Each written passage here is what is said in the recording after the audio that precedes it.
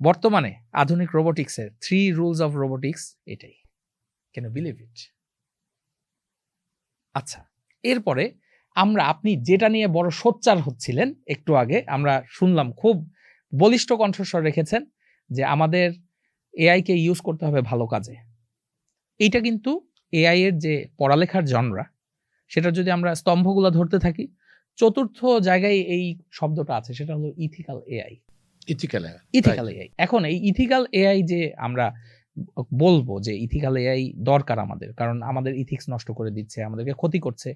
এই ethical AI এর উৎপত্তি কোথায়? এখন নিশ্চয়ই আবার বলবেন না যে গল্পকার বা নাট্যকার, এবার নিশ্চয়ই বিজ্ঞানী, এবার গল্পকারও না, নাট্যকারও না, এবার হলো ফিল্ম ডিরেক্টর। ফ্রাঙ্কেনস্টাইন মুভি থেকে কিন্তু এই ইথিক্যাল এআই এর বেসলাইনটা নেওয়া হয়েছে। এখন আমরা যদি টোটাল হিস্ট্রিটা দেখতে দেখতে আসি,